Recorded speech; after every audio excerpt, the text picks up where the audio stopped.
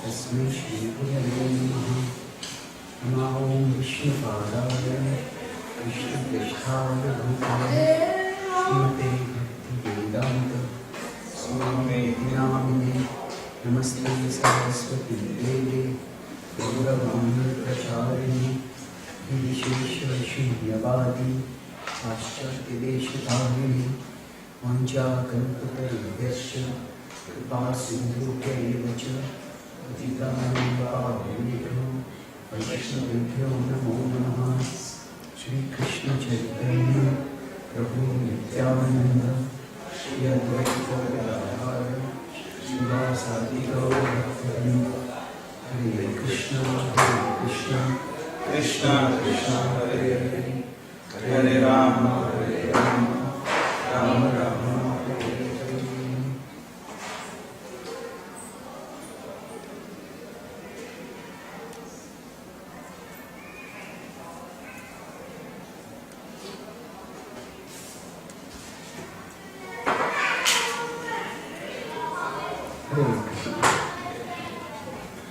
So, we started the second part of From Passion to Compassion. So, can any of you speak a few points of what we discussed yesterday? Your point of view, anyone?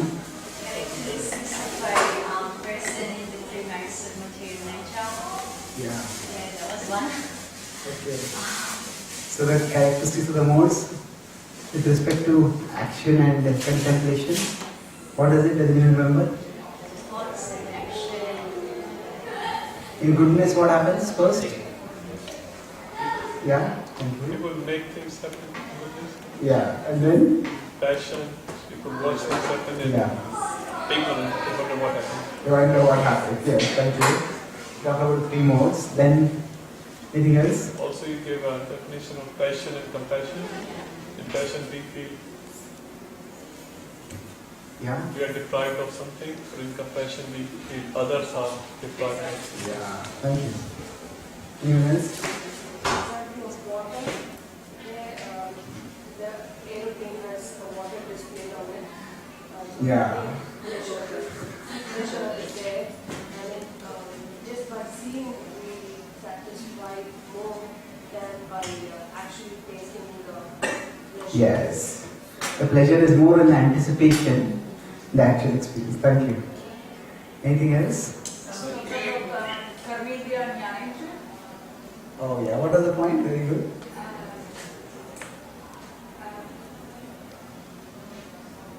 Achievements and inspection and achievements. Treating the Western world as primary realize. Yes. People in the Western world, they think that progress is primarily in terms of karmendriyas, whereas in the Vedic civilization it was more in terms of jnanendriyas, acquiring knowledge. Those two perspectives are radically different. Anything else? Psychological slavery of people in the passion mode, and people believing there's pleasure in this material world, which is true, but in very small quantity, which makes them full of fear and distress. Thank you. Yes, Simfu? Addiction is a perverted form of devotion, whereas the former gives agitation and the latter gives peace and Oh, very good point. Addiction. The perverted form of devotion. And how did we conclude yesterday? Anyone remembers?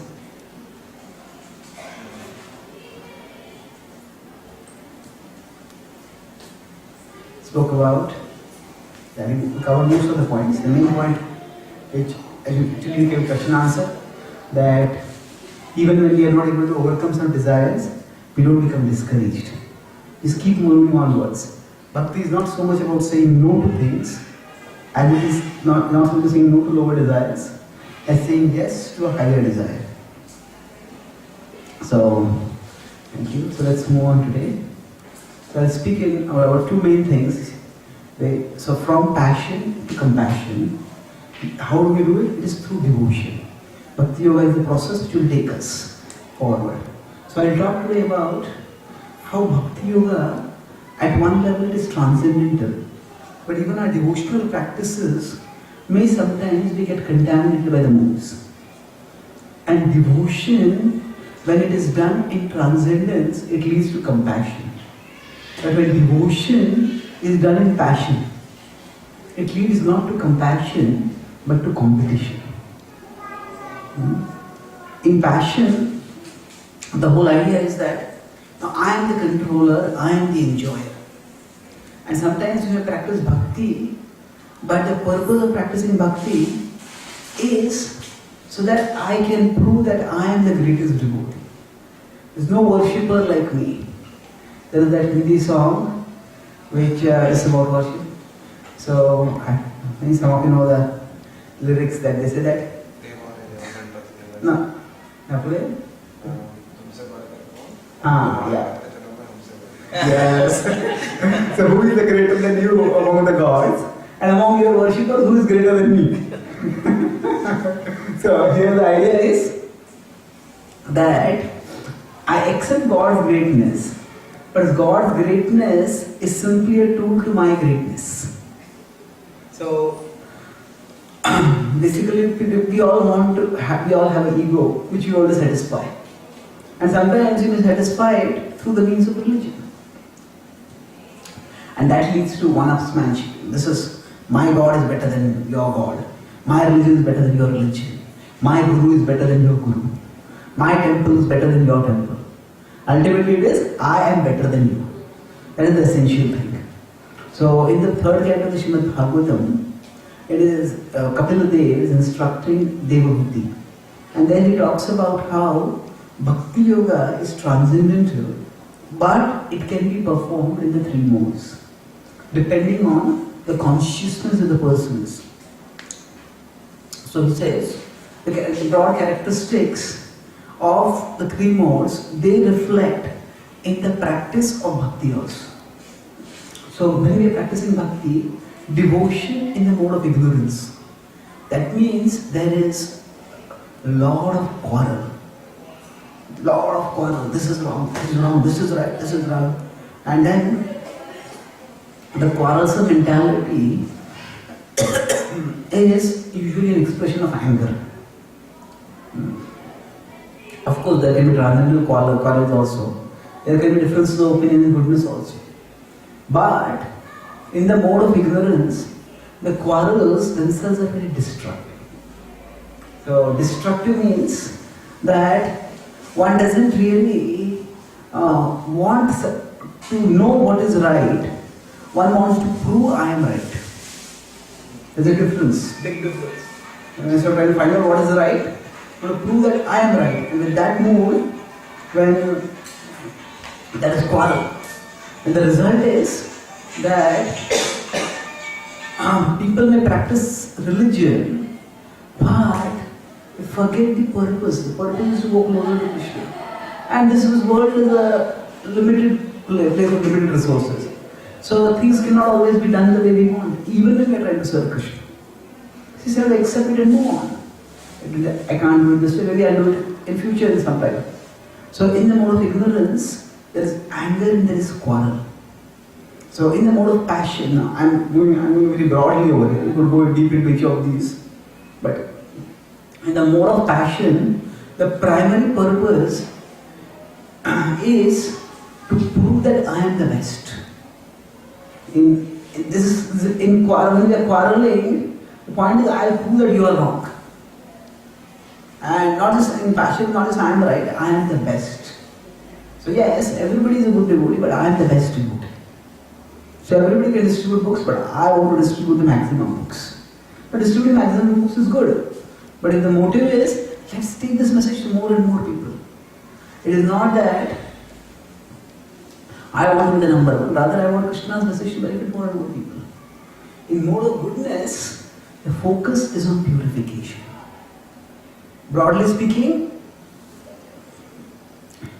purification, domination and destruction.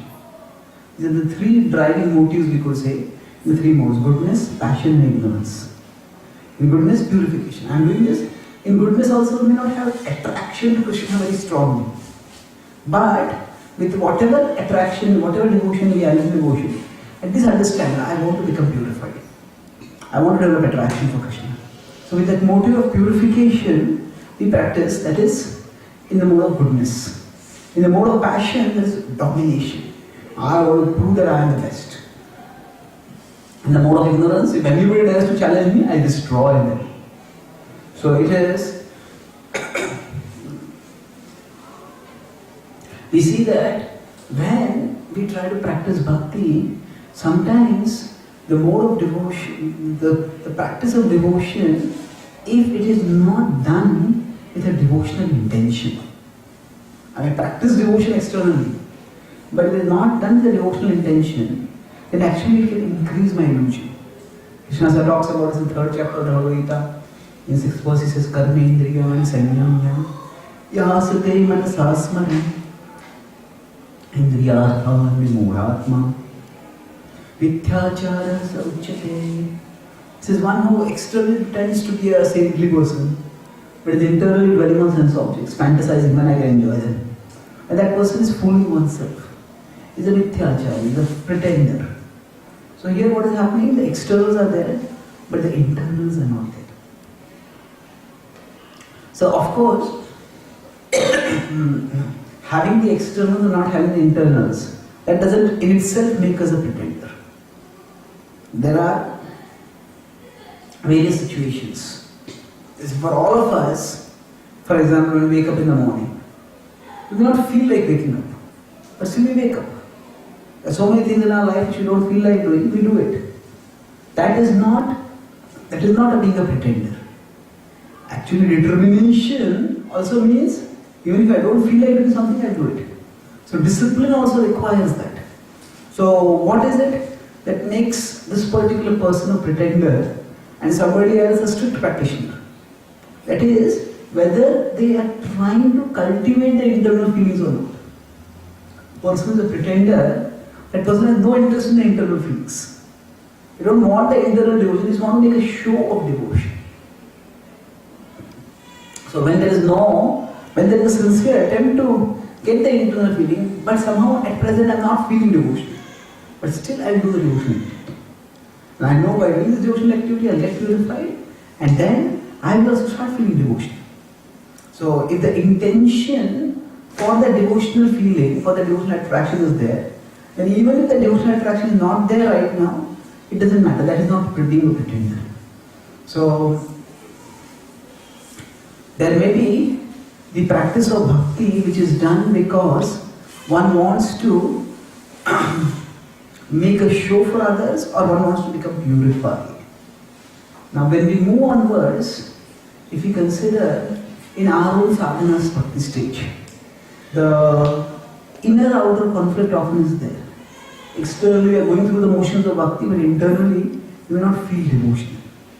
That does not make us superficial, as long as we are trying sincerely to develop a devotional feeling. So when we are trying to move from passion towards compassion, so we need compassion. Before we can have compassion for others, we need to have compassion for ourselves. What does compassion for ourselves mean? That means that all of us at different times need to have different attitude towards ourselves. Sometimes we will be very discouraged.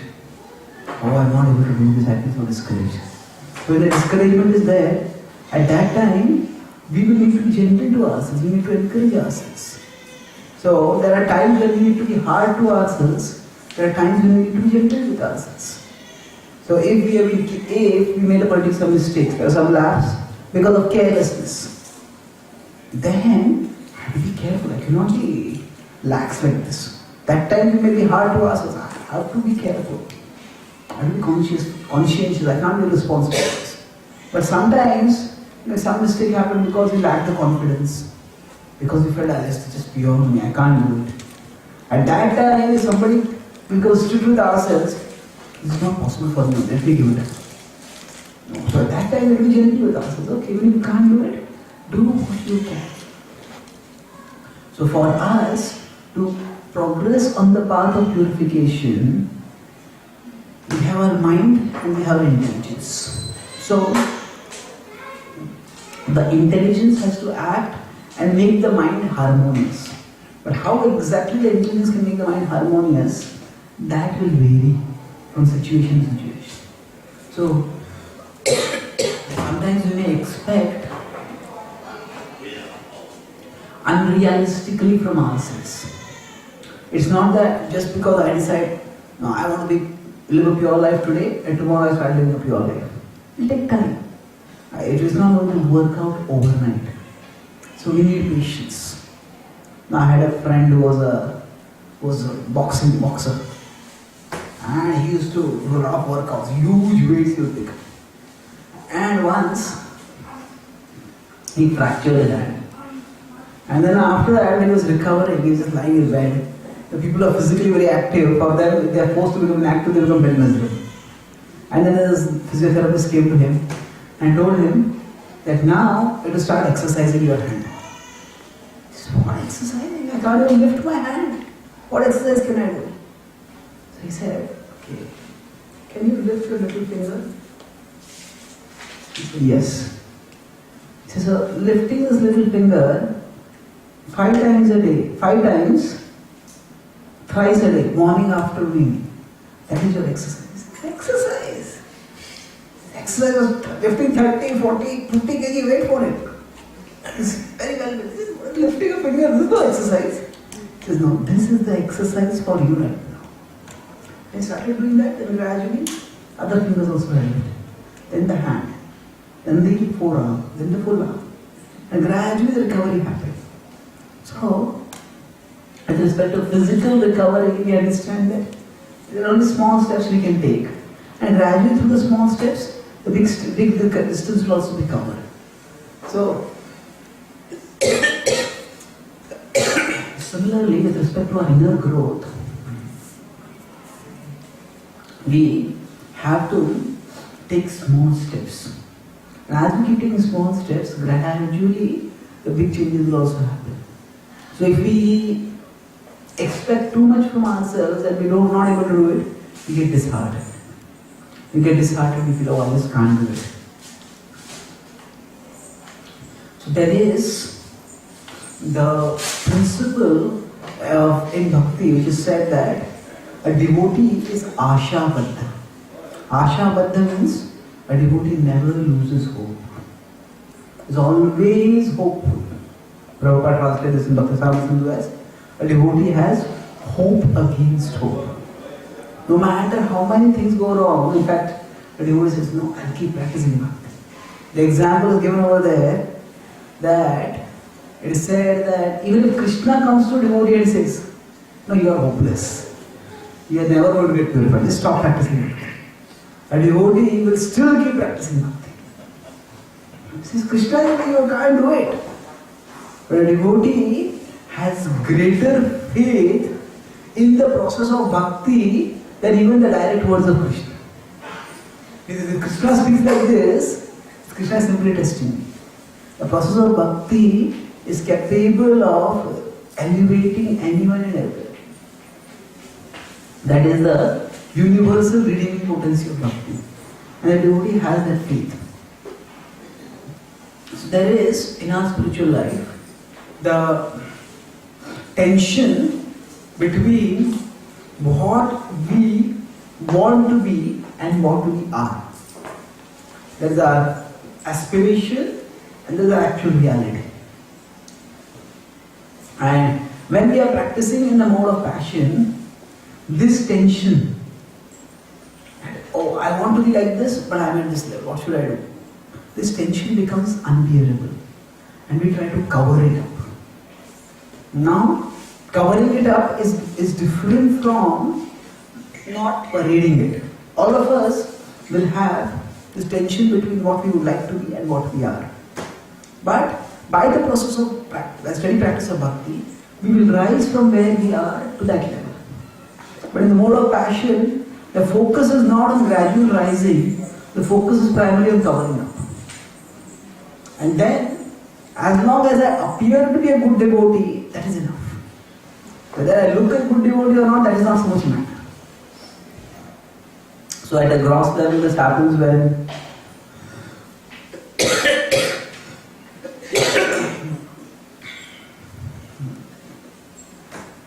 some people say in India, there are many Hanuman temples. And at one particular point, there are 4 temples. All of them were trying to get the biggest deity of Hanuman.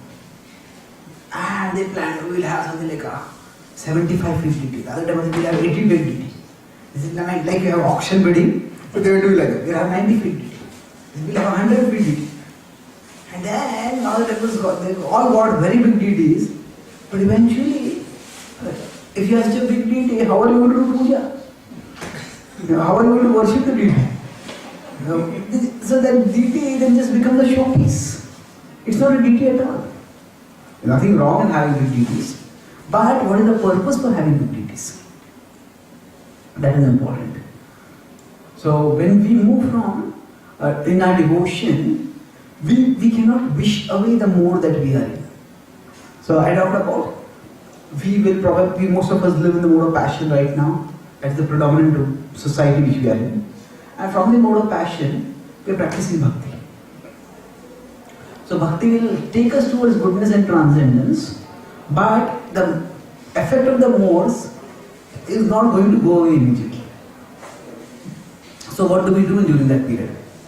So we need to have at least some activities which root us in goodness. So for example, our chanting, our study of scriptures, our hearing classes, these will bring some level of goodness within us.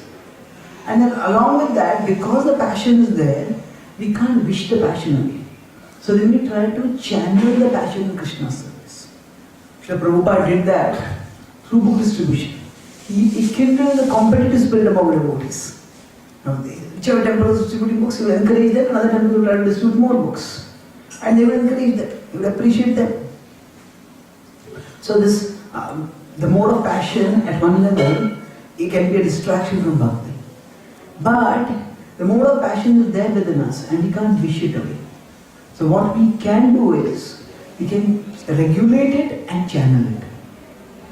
Channel means, if you consider a river is flowing, the river just flows randomly, then it will overflow and it will cause devastation. But the river water is channeled, then it will move properly in a particular direction and it can be constructively used. So we need to find channels for our passion. So in our profession itself, in our daily lives, our lives are quite fast-paced. Many times our mind is, I want to study scripture. I don't get any time only. What to do? Yeah, it's true that we may not get time to study scripture. But the fact is, if tomorrow, now, full day is free. Don't do anything, just study scripture now. You study for half hour, 1 hour, 2 hours. So what can I do now?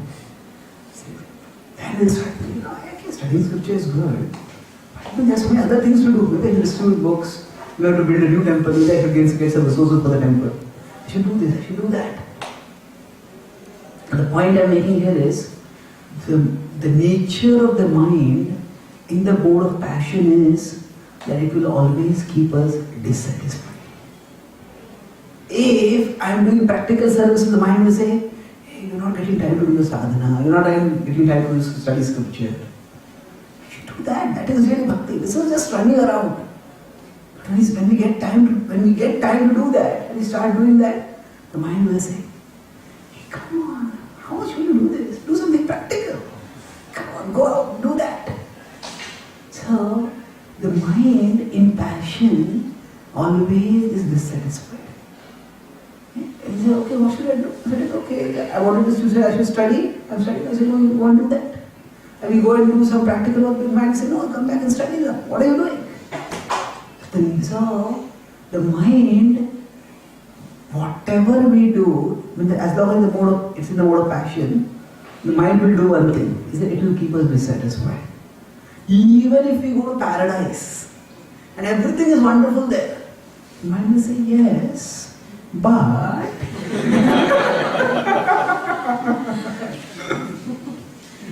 so in the mode of passion, dissatisfaction is a characteristic of the mind. And that's why we can't take dissatisfaction very seriously. It's interesting, in the 17th chapter of the Bhagavad Gita, Krishna talks about austerity in goodness, austerity of body, austerity of mind, and austerity of speech. And there he says, Manaha prasada saumyatvam maunamatma vinigraha bhava samshuddhi etat tapom.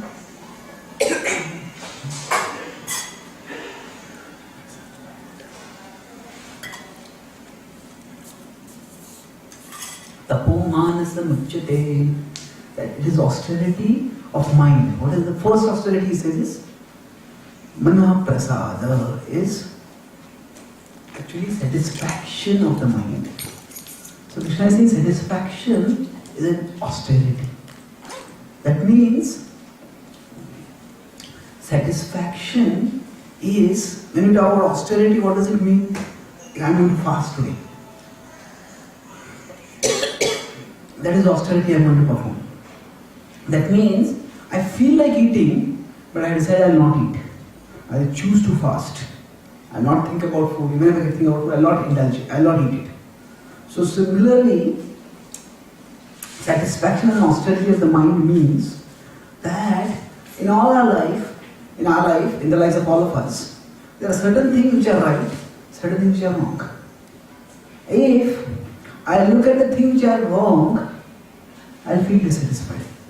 If I look at the things which are right, I'll feel satisfied.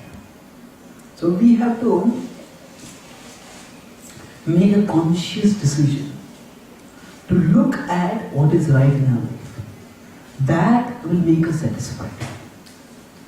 Suppose we go to a program and after that there is a feast. But it is a special feast.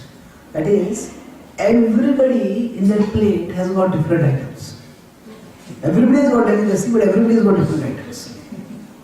Now, in my plate I have delicacies, but instead of enjoying the delicacies in my plate, I look at it. What has he got in his plate? What has she got in his plate? What has he got in his plate? And if I keep looking at what everyone else has, instead of savoring what I have in my plate, I will be satisfied. So, I have to make a decision. There's good enough in my plate. Let me just eat this. Let me be satisfied in this. So satisfaction is not just an emotion that we feel. Satisfaction is also a decision we make. Satisfaction is a decision we make by focusing on what we have and not watching, not thinking of what we don't have. So as devotees, we need to learn material contentment. Because basically we have limited energy. I can use my energy to try to improve myself materially. I can use my energy to try to improve myself spiritually. Of course, we can do both also. We have a job, we have careers, we can balance both. But here I am talking in terms of our driving desires. If my driving desire primarily is to improve myself materially, then that will consume my energy. And then I will be able to have very little time for practicing spiritual life. So, at a particular time in our life, a devotee has to decide, this much time I am going to give for my material side. And whatever growth happens in that, that's fine. It's not that we have to be lazy or irresponsible. But we can even, in the name of pursuing our career, we can become workaholics. The Bhagavatam talks about people, the Bhagavatam talks about materially attached people who do activities. So that they work hard to earn money and to enjoy life thereafter. But in today's world, people work so hard, there's workaholism. Workaholism means that people don't even have time for their families. What to speak of our God? not even for the family, it's like unidimensional growth. And in this way, when people become workaholics, they spoil their health, they break their families, and they may grow in their career, they may be achievers in their careers, but they become failures in their life. So that sort of unidimensional success is like growth that is cancerous. There is normal bodily growth that is proportional growth. Cancer is also growth. But cancerous growth is growth that destroys all other body, the parts, eventually. So we need to have a balance. So as devotees, we will decide, okay, this much time for my profession, this much, I give this much time, and whatever works out, well and fine that. I'm not going to spend my whole life just in pursuing these things. So contentment or satisfaction is a decision that we have to take. And when we take that decision, then we can move forward in more constructive ways towards progress and success in our spiritual life. So, for establishing this material contentment, as all of us need a sense of that I am doing something in my life, I am progressing in my life. So, if we are not doing something tangible enough for our spiritual growth, then we feel, what am I doing with my life? I'm simply wasting it. Let me get into my material life and material growth. So then, if we just become contented in our material life, but we are not seriously active in our spiritual life, then that material contentment will seem like a restriction, will seem like a deprivation. And we just relapse back into materialism. But when that material contentment, we use that as a platform for spiritual advancement. Let me focus and let me grow in my spiritual life. Then that higher satisfaction which comes through spiritual growth will enable us to get the sense that I am moving forwards in my life. So earlier I said that we can't wish away the passion that we have. Passion means that I want to do something, I want to achieve something in my life. So if we associate with materialistic people, then our drive will be, I want to achieve this materially, I want to achieve that materially, I want to achieve that materially. And if you associate with devotees, then we will aspire to grow devotion. So association is extremely important for us, especially when we are in the mode of passion. When we are in the mode of goodness, we become more introspective and we become more internally driven. When we are in the mode of goodness, we can swim against the tide. In the mode of passion, because we are very externally driven, it is difficult to swim against the tide. That's why we need to find the tide that is going spiritually. So if we consider the ocean, if we consider, say, the Indian Ocean, now from above it we see just like one water body. But if you look underneath, there are water currents. So one current will be going from, say, New Zealand towards Australia. Another current will be coming down from Philippines towards Australia. Another current will be going from, say, Australia deeper into the ocean, towards, way towards India. There are different currents going in different directions. And if a person is operating a boat, which is manually driven, then for them to situate themselves in the right current is important. If somebody wants to go towards New Zealand and the current is coming from New Zealand, then rowing will become extremely difficult. But the situate themselves in the current which is going towards New Zealand, it will be much faster. Similarly for us, the association that we put ourselves in, that is like the current. So if I put myself in materialistic association and then try to grow spiritually, it's like swimming against the current. Yes, the overall society is materialistic. We can't change that. But when we are talking about association is not just physical proximity. Association is defined primarily by the exchange of emotions. And even more fundamentally, association is the transfer of desires. Association is the transfer of desires. When we associate with someone, if say somebody, is there a sports in Australia which is not played in India? Some sports? AFL. Which one? AFL, Australian rules football. Okay, Australian football. Okay, so suppose some Indian person comes and then they have no idea what is Australian football. And then they stay in a hostel and then they have a friend who is always talking about that, a fan of that. This player, this match, that match. And then 6 months ago this person didn't know about that game. And 6 months later, he was like a passionate fan. Oh, spending time, spending money, spending energy, vociferously shouting, cheering, crying. So what happened? This is the association, the desire got transferred.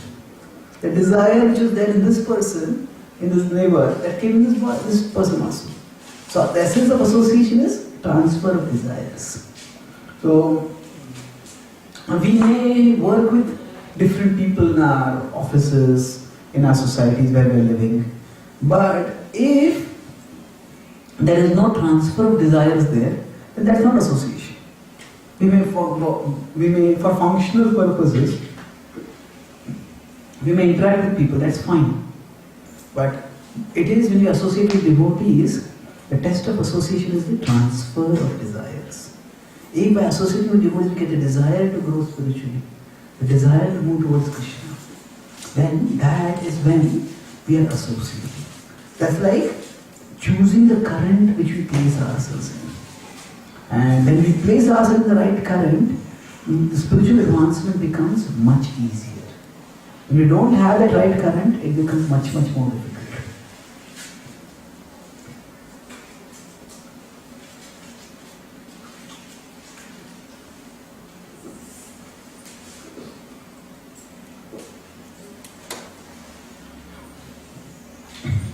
Moving onwards now, if we consider that I want to practice devotion in a way that I will grow spiritually towards Krishna. So there is material contentment. I consciously exercise material satisfaction. And then there is, we try to associate devotees which give us spiritual desires by which we start moving towards Krishna. Now while we are doing this, how do we approach Krishna? When we talk about faith, many times people talk about faith in terms of there is category believers and non-believers. So when you use non-believer, they say that there's a person who doesn't believe in God. Actually, there are no non-believers, because those who call themselves non-believers are believers in the non-existence of God. So atheism is the religion of faith in faithlessness. It's the faith in the non-existence of God. Because there is no experiment or no reasoning by which anyone can conclusively say that God doesn't exist. So atheism also requires faith. Theism also requires faith. So that level of faith is fine. When we are practicing bhakti seriously, the faith we require is something different. It is not the existence of God, it is the character of God. It is the attractiveness of God. Does anyone know how faith is defined in the Chaitanya Charitamrita? Prabhupada will often quote that.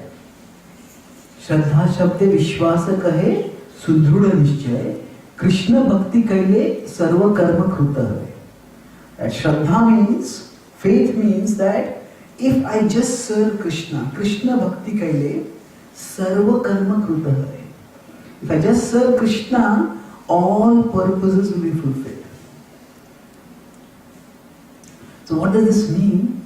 That we, as devotees, we need the faith that Krishna is sufficient. Now normally, sufficient doesn't seem to be like a very big glorifier. Sufficient is, Krishna is apparently splendid, Krishna is all attractive. Yes, those are all, that's true.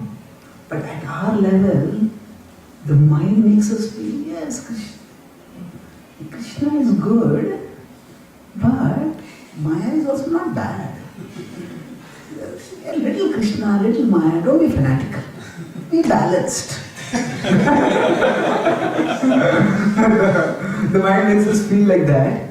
So as devotees, if you are trying to practice bhakti, you have to understand that Krishna is attractive enough that if I focus on him, I will get whatever satisfaction I need.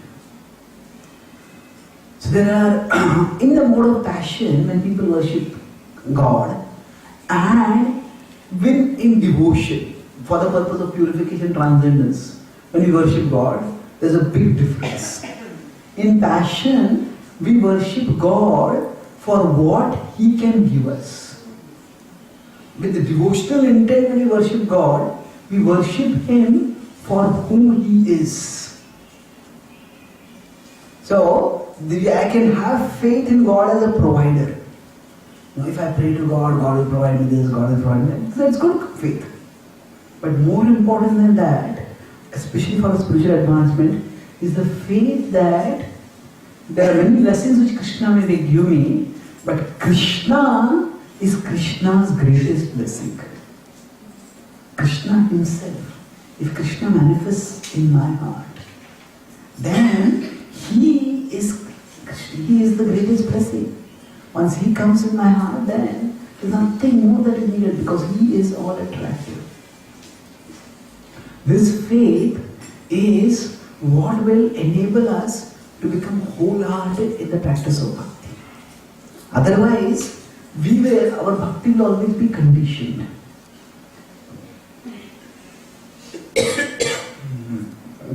In the Bhagavatam, it is said that you should practice ahaituki apratihata bhakti. Ahaituki means unmotivated, and apratihata means uninterrupted. To the extent our devotion is motivated, to that extent it will be interrupted. Motivated means I want this particular thing. Now once I get it, that's good. If I don't get it, what is the use of worshipping God? Sometimes some children, they tell their mother, I want this toy. The mother says, no, not now. I want this toy. No, not now. I want this toy. No, the child starts crying. And the mother says, no, not now. And the child says then, you don't love me. So the mother had done 100 things for the child, but just that one toy that is not provided, the child is saying, you don't love me. Because the child has at that particular time reduced the love of the mother to the providing of that toy. If the toy is not provided, the mother doesn't love. Similarly, in the mode of passion, we become infatuated by certain things. And when we become infatuated, then we think of everything in terms of that, whether I get that thing or not. Even God's presence, God's benevolence, we think in that term. So if we don't get that, then we think, what is the use of worshipping God? I pray to God, I worship God, this thing didn't work out for me. What is the use? Actually, Krishna can provide us our desires, but sometimes Krishna has a higher plan. There are many different desirable objects in this world, and some of them catch our desires. And then we say, I just want to get this. And then we start pursuing it. But whatever is attractive in this world, it manifests a spark of Krishna's attractiveness.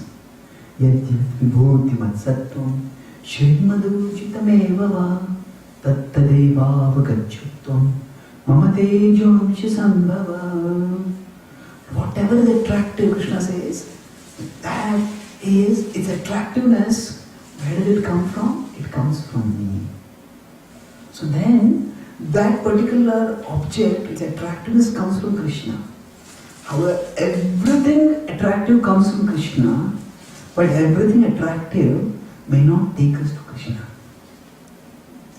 Everything attractive comes from Krishna, but if we don't see the connection of that thing with Krishna, then in chasing that object, we may go away from Krishna.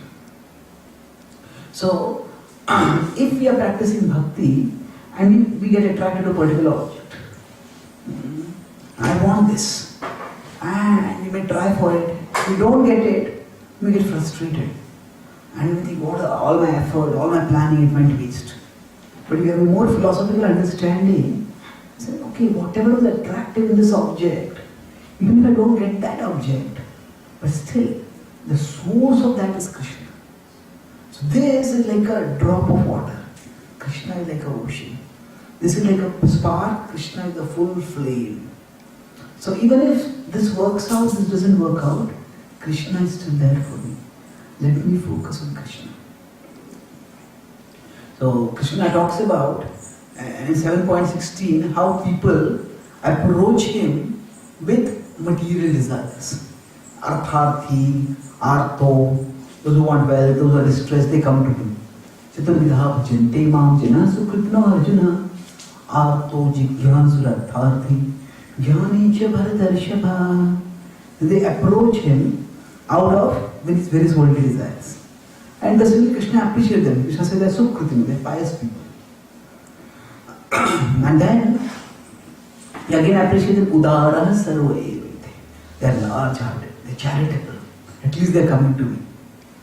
Ramanujacharya in his Bhagavad Gita commentary says that why does Krishna use the word udara over here?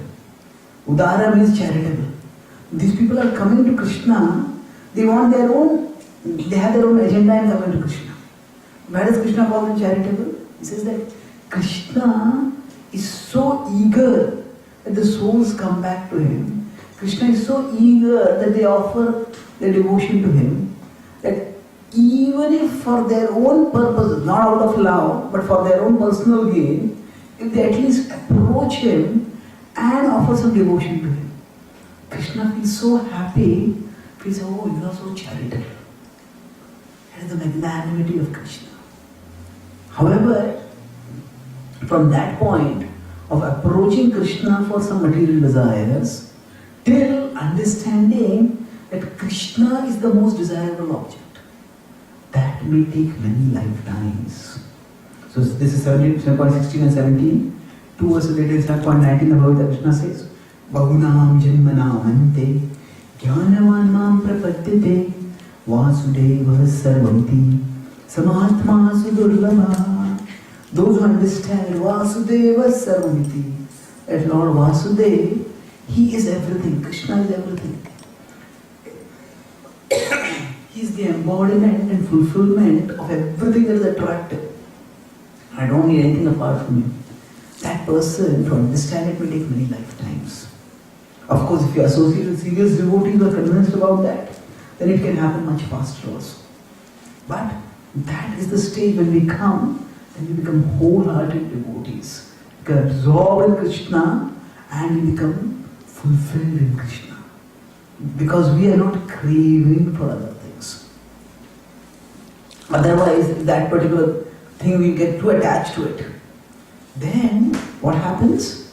We become like that child who says, this toy is not there, my mother doesn't love. So a particular thing which we ask for, it doesn't happen. God doesn't exist or God doesn't care. What is the use of worshipping God? That becomes, that redirects us from our path of bhakti. So we may have different desires, and it's not easy to give up desires. But what is important is, if we want to become devotees, it's not easy to give up all desires, but at least we make Krishna our strongest desire.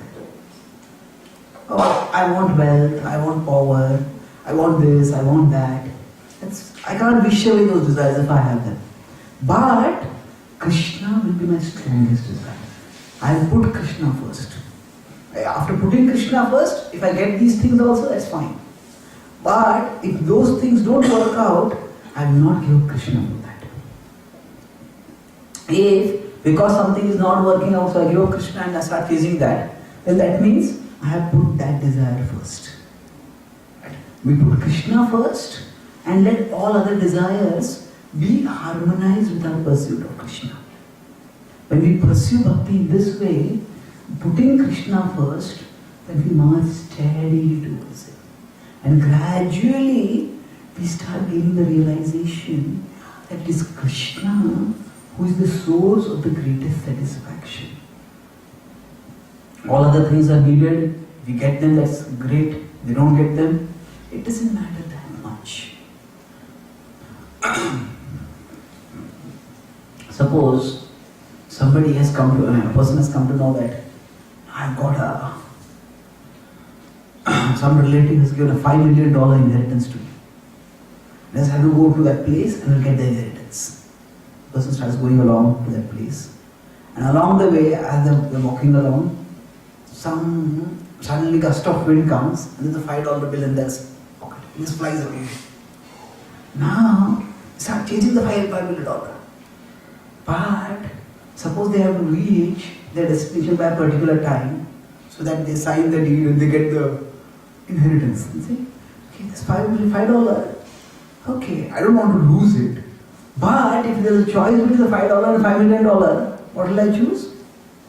$5 million. So, for a devotee who is spiritually convinced about the attractiveness of Krishna, in Krishna I get $5 million. And worldly pleasures and worldly pains are like $5 gain or $5 loss. So the $5 is also important, but in the perspective of 5 million, it is not that important. So in the Bhagavad Gita it is said in 5.20, Na pravishe priyam prapya, no dvije prapya cha priyam, sthira buddhi rasam moodho, brahmavit brahmani sthitaha. It says, Na pravishe priyam prapya. There is something desirable comes, one doesn't get elated by that. No dvije prapya cha priyam. If something unfavorable comes, one doesn't become dejected by that. Sthira buddhir asamudho. One is firmly situated. Asamudho, not deluded. Why? Brahmavit brahmani sthitaha. One is situated in spiritual knowledge with spiritual realization. And thus, by seeing things in perspective, Krishna is the most desirable object in my life. I keep pursuing wholeheartedly. And as we keep doing this, gradually the mind, oh, this is so enjoyable, that is so enjoyable, that is so enjoyable. The mind starts realizing, actually it is Krishna who is the most relishable. When I absorb myself in Krishna, the kind of fulfillment I get, the kind of peace that I get, the kind of joy that I get, I don't get it anywhere else. Therefore I don't have to get so excited, so agitated about other things. Sukhataram aparam na jatu jane, haricharan smaranamrite tulyam. The great Saint Kulshekar Maharaj says that he was a king earlier and then he became a great devotee. He says that Hari Charan Smarana, the remembrance of Lord Hari, Amrita, is like nectar. And Tulyam, as I compare with that, other things. Sukhataram aparam na jatu jani. I don't know any other pleasure that is comparable with the supreme fulfillment, with the joy of remembrance of Krishna. And therefore, I will pursue this wholeheartedly. So as we get, for us that experience may seem very far away right now. But it's not that far away. Because if we consider, all of us have practiced bhakti to some extent and we have experienced some transformation by the practice of bhakti. So if we look back at where we were, there are many things which we might have been attached to and by the practice of bhakti, just gave it up. So we have covered a long distance. If we compare where we were and when we started bhakti to where we are now, we have covered a long distance. We've been able to overcome many worldly attachments.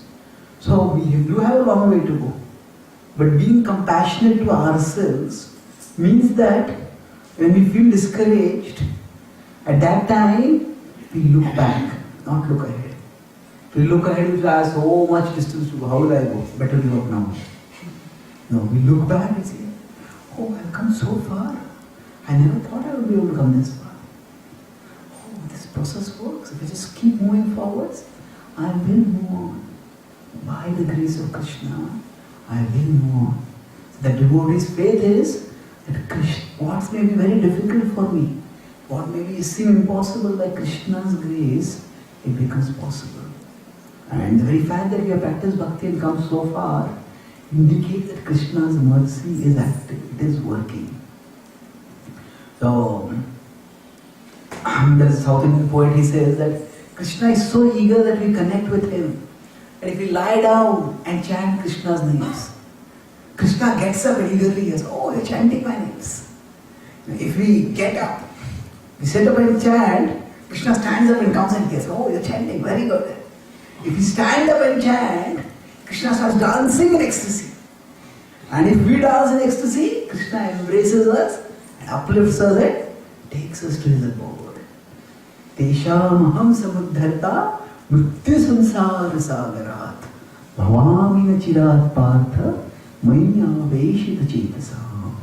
Krishna says, if you absorb your consciousness in me, aham samuddharta, I will free you, I will elevate you, I will liberate you. And bhavami nachirat, it's not going to take a long time, soon.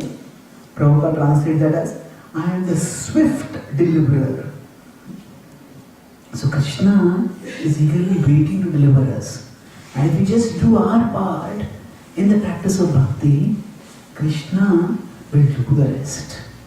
So, for us, that diligence in doing our part will attract Krishna's mercy, and that which may seem very difficult for us will become possible and relishable by Krishna's grace. So I'll summarize what I spoke and then we can have some questions. So I spoke today about second part, from moving from passion to compassion. And here is focus on the theme that when we have the mode of passion within us, we may practice bhakti also according to the mode that we are in. So in ignorance we will practice bhakti, will be quarrelsome. There will be destruction. In the mode of passion there is domination. I want to be the best. In the mode of goodness we practice for purification. So I move higher and come closer to Krishna. So when most of us, when we are in the mode of passion, how do we practice bhakti? So there will be an inner-outer tension that we aspire to be something and we try to act externally, but internally our desires are different. So if internally there is no desire at all to change, it's more the facade externally of goodness or godliness, then that is pretension. But if we are trying to develop the inner godliness while trying to act in a devotional way externally, then that is simply devotional discipline and determination. And gradually by that discipline, the internal will also get purified. So we, while practicing bhakti, have some amount of goodness through the diligent practice of sadhana, studying scripture, chanting the holy names, associating with devotees. And then we channel the mode of passion appropriately. Have some services, some activities where our passion also gets utilized. We can't suppress it. But gradually it needs to be regulated. And in the mode of passion, the characteristic of the mind is dissatisfaction. Whatever we have, if we are simply in a materialistic life, then say, oh, you don't have a good enough car, you don't have good enough this, good enough that. But if you're practicing devotional life, they're also feeling, oh, you're not doing enough reading, you're not doing enough seva, you're not doing enough that. And whatever we do, the mind will keep us dissatisfied. So we practice satisfaction as austerity by looking at what we have instead of what we don't have. Like a feast, I look at what is in my plate, not what other people's plate. And this satisfaction will make us feel passive and will make us feel I am not doing anything in my life, if that is all we aim for. We need a sense of motion and achievement in our life. That's why we try to move upward spiritually. And for spiritual progress, we need association. The essence of association is transfer of desires. And just like a boat traveler needs to find the right current so that they can move fast. Like that, the association that we place ourselves in is the current. So if we place ourselves in materialistic association, then spiritual advancement will become very difficult. Place ourselves in spiritual association, that current will help us move towards Krishna. And in the mode of goodness, we are a little more introspective and internally driven. In the mode of passion, we are very externally influenceable. So good association is extremely important. And while practicing bhakti in good association with material contentment, we have to recognize that the faith is not just in God's existence, but in God's sufficiency. That God is enough, Krishna is enough for my satisfaction. So whatever is attractive in this world, some things I may get, some things I may not get. But I won't become like a child who says that mother doesn't give a toy. You don't love me. You don't think that just because something doesn't work out in our life, you think that Krishna doesn't care. Yeah, whatever I might have got through getting that particular object, I will get all that and more if I develop my relationship with Krishna. Because everything attractive manifests a spark of Krishna's all attractiveness. And even if we can't give up all our desires, we can subordinate those desires to the desire for Krishna. Make Krishna our strongest desire. And when we pursue bhakti in this way, the mind which is craving for this and that, as it gets exposed more and more to Krishna, it starts getting the realization that there is nothing as relishable as Krishna. And when that realization comes, then the mind becomes our friend, becomes absorbed in Krishna, and we experience life's supreme happiness. Sukhatara apara najatu jane. Thank you very much. Hare Krishna. Are there any questions? Yesterday there were several questions which we couldn't ask, so I thought I'd stop a little earlier today. Yes. I just have a question about the mind. Generally, we know that the mind is a subtle element. It's part of the subtle body. Yeah. Generally, when I think of an element, I think of things like earth, water, fire. They're just dead elements. They don't. They're stationary. Whereas the mind is an element, but it seems to be very active.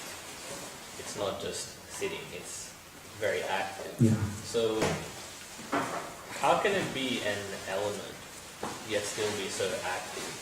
In the sense that it's active to the point that it actually acts like an energy. Yeah. It literally pulls you down, takes you in different directions, and it's not acting like just something dead. I got it. So if the mind is an element, how can it be so active and how can it act as our enemy? Yes. If you consider a computer, there's the hardware and there's the software.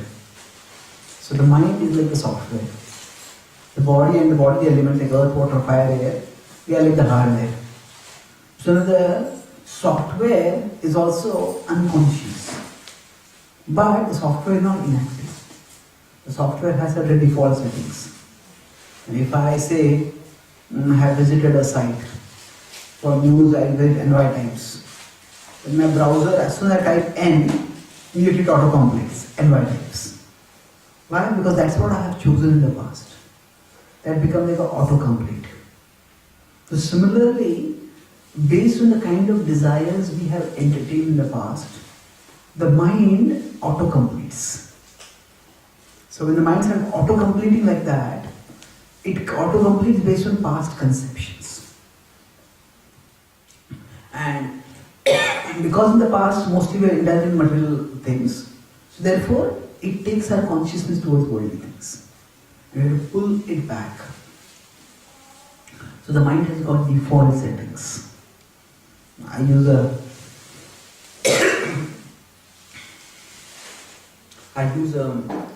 speech to text software to read whenever I write articles. I have to proofread them and I read it out. So once I wrote an article, in which I wrote that the soul is Satchitananda.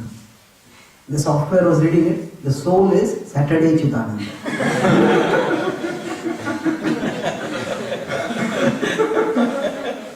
So the software was meant to do autocorrect of SAT as Saturday. But here, in this case, the autocorrect made it incorrect. So then I had to go back and recorrect it. So like that, what happens with us is that we all have a genuine need for happiness. But based on our past choices, certain promptings come up. Say for example, hunger and the need for food, it's a genuine need.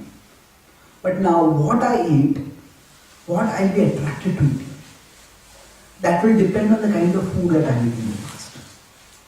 So, if I have eaten a lot of fatty food, then as soon as I think of food, I'll not think of salad.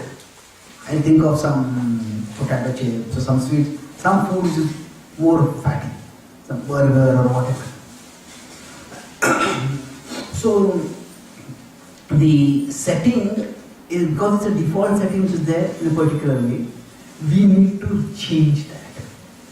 So, for example, if I want to go to news.iscon.com, I want to read something about ISKCON. As soon as I type N, it's going to come N by times. But if I keep typing N and then instead of using the autocomplete, I type to news.iscon.com. Do it once, I do it twice, I do it thrice, I do it 10 times. The more I do it, the computer's browser is also noting it. And then eventually, when I type N, the autocomplete will come as news.iscon.com, not N by times. So the mind is basically a creature of habit. So whatever we have done repeatedly in the past, that it will prompt. And based on those prompts, we will feel a drag in that direction. But if we keep consistently making the right choices, then gradually those choices will become the prompts. So the mind is insentient but not inactive, because it is like a software which contains its own preferences or default settings based on our past choices. And to avoid those autocompletes to complete whatever we are doing, we have to be very conscientious. And by that conscientiousness, that will change gradually. Does that answer your question? Thank you. Any other questions? Yes, please. You spoke about the austerity of mind.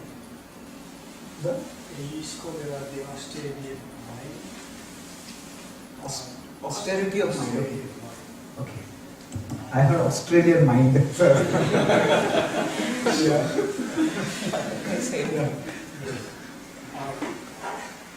When I'm looking at myself back a few years, before just recently, I realized I'm focusing on negative things, shortcomings of the sadhana, and then focusing on what I have not been able to do. But as you just said, it's better to focus on positive things and what I've been able to do. Yeah, I guess that falls into that austerity of mind. And how do we keep driving to do more of the from that point? Okay, yes. So, if I'm habituated to say, thinking negatively that, oh, I'm not doing this right, I'm not doing that right. So, I may do the austerity of mind and look at what all I have done in bhakti, what all changes have happened in my life. So, but still, I also want to do more. So, how do we manage this too? On one side, look back and feel confident that things are working, at the same time move forwards. Yes, essentially, we understand that our relationship with Krishna is a relationship of service. So now, as a service to Krishna, we have to find out in different situations how best I can serve. So, our emotions can sometimes work for us, sometimes they can work against us. And sometimes the same emotion at a particular situation may work for us, but another situation may work against us. So if I look back, I think, oh, I've come this far. That can lead to confidence. This process does work. I keep practicing this process, it will help me to move onwards. But at the same time, if I look back and think, oh, I've come so far, I'm so advanced. Look at all these people, they're so fallen. That leads to complacency. That leads to condescension. Then that emotion is unfavorable. So there is, our emotions are extremely powerful. And we want to channel the power of emotion so that it helps us in the growth of our devotion, not obstructs us. So if I'm feeling very discouragement, then the discouragement will obstruct me. So I want to feel encouraged, I want to feel confident, but I don't want to feel complacent. So we have to use our intelligence to choose the right emotions. We feel different emotions at different times, but it is depending on which emotion we dwell on, that emotion will grow. So, in the Ramayana at one time, Lakshman gets very angry with Kaikai, with everybody in Ayodhya because they have exile now. And he's very suspicious of Bharat also. But when Bharat comes and asks for Ram's Paduka and he goes back, then Lakshman realizes that his suspicion and anger towards Bharat was unfounded. So then he asks Ram that, why do I get so angry? Lakshman is quite, if in today's language we could say Lakshman is the example of the angry young man. He used to get angry very quickly. So why do I get angry so quickly? So Ram takes like the role of elder brother, he pats him on the shoulder, on the back of his. No, you are a sentimental person. So then Lakshman asks, are sentiments bad? So Ram says, no, not at all. Sentiments are not bad. Sentiments are the ornaments of life. They make life worth living. But, he says, we need to choose those sentiments that take us towards dharma, not those sentiments which take us away from them. So, we can't wish away emotions. Emotions are required. But some emotions, they inspire us to do the right thing. They inspire us to act dharmically. Some emotions will impel us to act adharmically. So we are not just the feelers of our emotions, we are also the choosers of our emotions. So when I look back, I can either feel complacency or I can feel confidence. So I choose the emotion of confidence, not the emotion of complacency. And then, with that confidence, I can practice bhakti enthusiastically. And that will inspire me, yes, this process has worked, so let me make it work now, let me practice again. And in that way, we can keep moving forwards. Okay? Any other questions? Oh, yes. Yeah. Thank you for the night lesson. Just going to the point, probably where you said, whatever we see attractive and whatever we want to get in this material world now. If we understand that Krishna can provide that, and Krishna is sufficient to provide. For example, if there is something attractive, you said and that can be derived from Krishna. In the initial stages, obviously that looks quite, although that's fact, it might be quite inconceivable to connect them. So how do we, until it becomes conceivable, how do we spend time? Okay. Yeah. Does that make sense? So yeah, if you consider the attractive objects of this world, that attractiveness comes from Krishna, it's not so easy to conceive that. But till that time, how do we move forwards?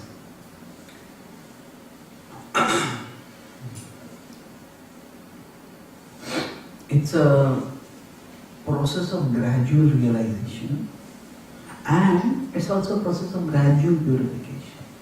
We are not told that we have to give up all worldly objects. We do live in the world, we interact with the world, and we may seek and get some worldly objects also. The important thing is we don't let that pursuit take us away from Krishna. We will all develop realizations gradually.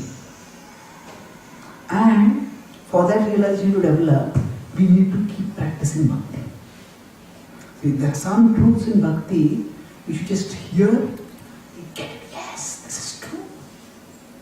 I met one devotee in America, the Prabhupada disciple. He was telling that, I asked him how he was attracted to Krishna consciousness. He said that although he was born in a very well-to-do family, he had a lot of difficulties in his life, and he saw a lot of people get into drugs and suffer and all that. So he came to a Sunday Peace program in a temple, and he heard the devotee speaking, "This world is a place of misery." He says, "At last someone is speaking the truth." Everyone else is saying, "Oh, you do this, everything will be happy. You do this, everything will be happy." He says, "No, someone is speaking the truth." So there are some truths we hear, just get them. Yes, this is right. Some truths, we have to deliberate a little bit. So, if I say I'm not the body, I'm the soul, then when the body is cut, I feel pain. When the body is comforted, I feel joy. So how can I not be the body? I have to think a little bit about it. Yeah, but when I sleep, the body is feeling nothing. Still I dream and I experience. That means the experiencer is not the body. I may experience flying somewhere, watching something, doing this, doing that, and I experience those emotions. So the point which I am making is, some points may require some reflection to assimilate. Some points may just require practice and realization. So it will come gradually, more and more. What we try to do is, with whatever realization we have, we practice bhakti. So we practice the process of bhakti, and whatever objects are around us, we sometimes allure us, we make sure that they don't take us away from the path of dharma. Krishna says, "Dharma aviruddho bhuteshu kamosmi bharatarshana." Now, kama can mean sensual desire, or kama can generally mean any desire. So, there is 4 purushartha: dharma, artha, kama, and moksha. Dharma is doing the religious activities. Artha is worldly proper prosperity. Kama is the fulfillment of desires.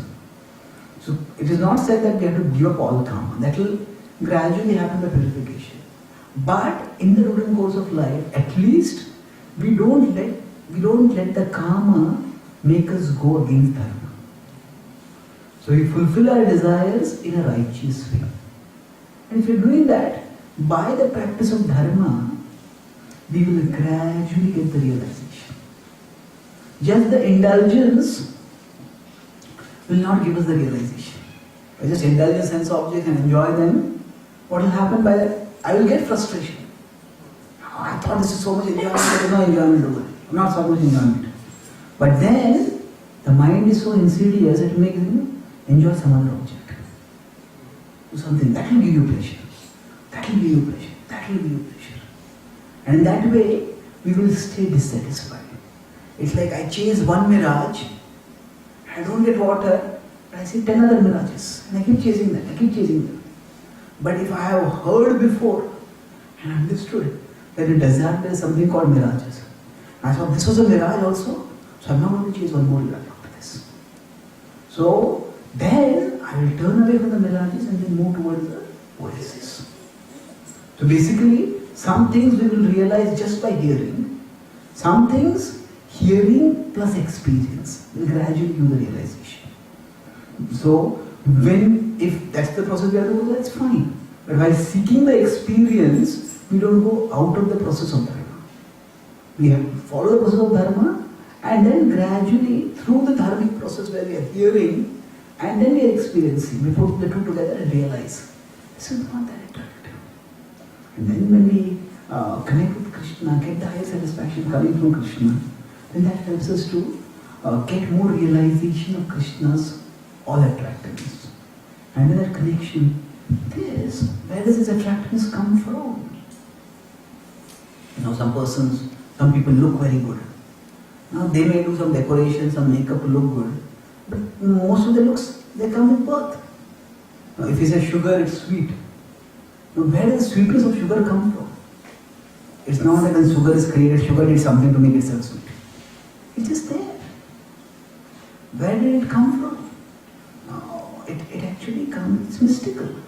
If you go at the atomic level in science, science focuses on what they call as primary qualities. Primary qualities is length, breadth, mass, like that.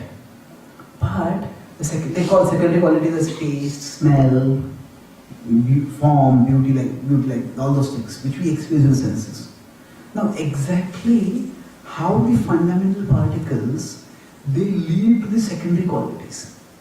The atoms, they are simply made of electrons and protons and neutrons, and they are basically colorless, tasteless. Now we know that if a particular element is added, or a particular compound is added, a particular taste comes. But that compound is also ultimately made of the same combination of atom molecules only. So where does this secondary qualities of science called, where it comes from? It's actually a mystery. So the arrangement of nature is such that science sees particular things. It looks at primary qualities, but there are qualities beyond that also. So we see that the taste of sugar, the taste of gulab jamun, that taste is actually by the arrangement of Krishna. So Krishna has endowed different objects with different attractive characteristics. So that realization gradually comes as we become purified and our intelligence becomes more and more appreciative of Krishna. But till then, we will pursue our desirable objects, but we pursue them within the limits of dharma. Does that answer your question? Thank you. Any other questions? Yes, ma'am. In devotional service, does the number of services that we do matter, or it's just the quality in which we do matter? Okay. Yeah. Because we have to contemplate on our purification. So if we take too many services, I feel like there might not be time to ponder on what I'm doing right, what I'm doing wrong. But if I just take one, then I can see what mistake I can do. Okay, yeah. So does the quantity of service matter, or is it the quality of a consciousness that matters? Yes, the quality of consciousness is most important, and the quantity can sometimes enhance the quality. It depends on person to person. Some people, they feel one thing, that's enough for me. Some people, unless they're doing 10 things, they feel I'm not doing anything only. So, there is room for individuality in bhakti. So we have to find out how I function the best. I don't have to be in a competitive mood with anyone. If I find that one service is what I can do, and I do it well, that's fine. But we don't have to limit ourselves to that. As devotees, we would like to do more and more for Krishna. It is that Radharani cooks for Krishna in the spiritual world. She has 50 stalls which are all simultaneously. She's cooking on all of them, moving from one pot to another pot, stirring this, moving, changing the gas. And she's cooking everything. Everything she cooks perfectly. That's extraordinary ability. But she tries to do her best for Krishna. So we have to find out how I can serve Krishna the best. The important thing is absorption. So, in general for us, because we do have the mode of passion, so if we do not have adequate engagement, then the lack of engagement causes distraction. So it's important that we have adequate engagement. And we need time for introspection. So introspection should also be done purposefully. So if we find ourselves constructively engaged, whether it's one service or 10 services, doesn't matter. As a devotee's desire is always to do more services. But the important thing is we try to absorb ourselves in Krishna. And generally if we do one service well, and we find that we are absorbed in Krishna, then gradually we find out how I can do more services also. But yes, the quality of consciousness is most important. Okay? Thank you. Hare Krishna. One last question. We have a couple of minutes. Okay, yes, ma'am. Just in terms of measuring our bhakti guru, how we actually know that are we actually acting or just acting? Okay. So, in terms of measuring our bhakti, how do we know whether we are actually acting in devotion or just acting? Yeah. Actually, even if we are acting, at least we are acting in devotion. That will also purify. So the important thing is there can be acting which can be done in so many other places. We are doing it in Krishna's context. So some contact with Krishna is there. That will also purify. But broadly speaking, there are two main characteristics. Bhakti pareshanubhava viraktir anyatraja. Bhakti is a process which gives us para isha anubhav. Anubhav is experience. Para is the transcendental. Isha is the Lord. So that transcendental Lord, we experience Him through the practice of bhakti. So when the darshan opens, some people may come and say, this is just nice decorated images. But if I have bhakti, then actually this is Krishna, is all attractive. And then if that experience comes, that is the internal joy that we experience. And the result of that externally is virakti ranyatraja. We don't crave for other things. So we can see these two ways. Internally, how much there is attraction to Krishna, how much there is satisfaction in Krishna, and externally, how much there is detachment from other things. If these two are coming steadily, then that means we are growing in our bhakti. So thank you very much. The Prabhupada ki jai.